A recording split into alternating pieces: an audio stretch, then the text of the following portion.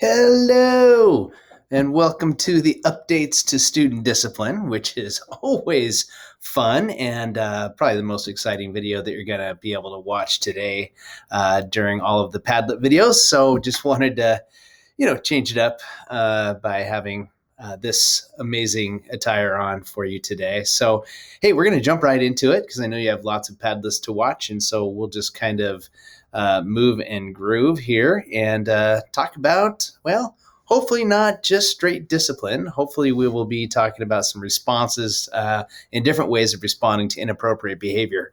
Because honestly, all of the work that we do in building our school culture, strengthening our student voice, and building our classrooms engagement through PBIS is geared at impacting Container 5, which revolves around how we respond to inappropriate behavior.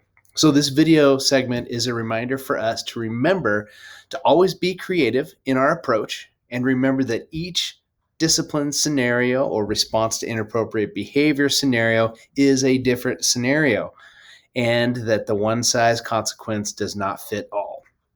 We also want to remember that consequences or response to inappropriate behavior, those can be literally anything from a conversation with an adult. That's a response to inappropriate behavior.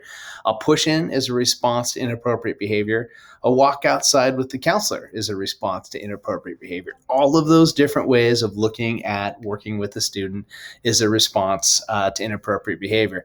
The more we front load our classrooms with solid and strong routines, teaching our expectations and reteaching our expectations, positively responding to students 4-to-1, the less we need to have responses for inappropriate behavior, or the less we'll use them for sure. And you know this as well as I do. The more we front load our building climate and culture as a welcoming and inclusive environment, the more we teach empathy and social emotional learning, the less time we have to spend responding to inappropriate behavior. So, moving along with our idea of thriving environments from our strategic plan, all will help us have to use that Container 5, our response to inappropriate behavior, less, which is awesome. That's the whole goal. We want to enjoy our time in the building and working with our amazing students.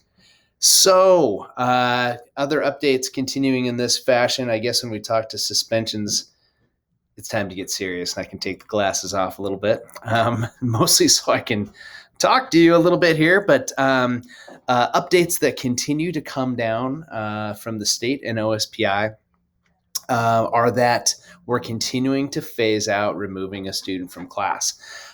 Case in point, while we're doing a lot of the push-in processes throughout the buildings, but phasing out removing student from a class. So some of those changes include short-term suspensions being removed as an option for first-time offenses in a variety of cases, such as vaping most recently.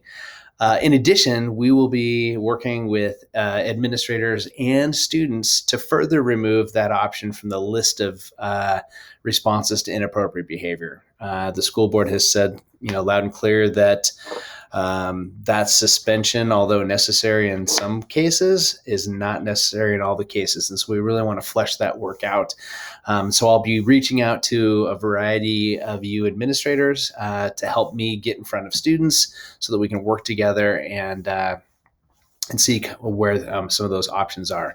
Obviously, you'll also be working with administrators too, because we do need to have those specific times when the justification for a short-term suspension is there and it's valid and it's necessary. There are a lot of situations where that comes into play. So we'll want to balance that in our conversations moving forward. Harassment, intimidation, bullying, always an important conversation for us to have.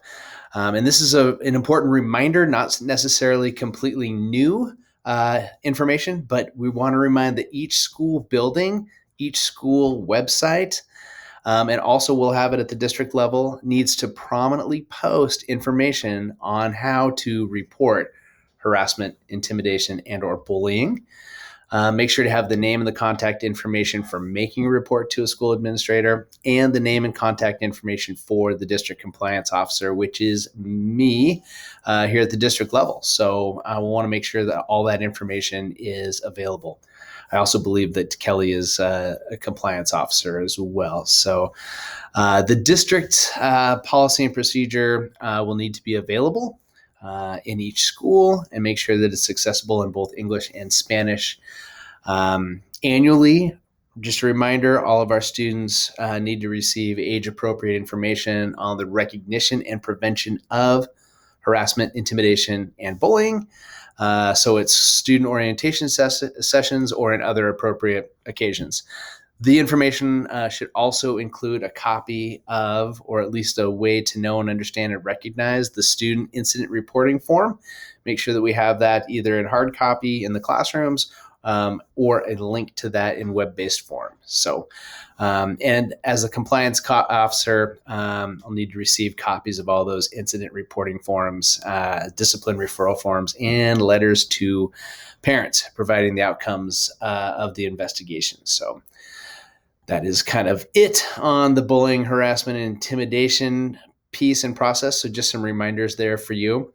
And the final piece for our high schools, the passage of House Bill 1176 has changed the RCW that was, or has amended the RCW that now further prohibits school districts from withholding student grades or transcripts in response to student losing school equipment or supplies or curriculum, or damaging as well. So we can no longer withhold the grades or transcripts if a student has a fine or owes money to the school. Again, another scenario or another place where we have to get creative on how we find ways to obtain reparations kind of in a timely fashion. And I know that we're already putting in processes and ways to make sure that we try to do that on a yearly or annual basis, instead of trying to get all of that at the very end of a student's experience in our district when they graduate and leave us. And now having us be a one-to-one school, it's even more important that we have some of those systems in place and available for us to not lose a whole lot of money or equipment or curriculum, right? So that is about it for updates on discipline. And I want to thank you for your time, and want to also wish you the best of luck and enjoying all the videos that are going to be here on this Padlet today. So thank you so much, and have a great rest of your afternoon.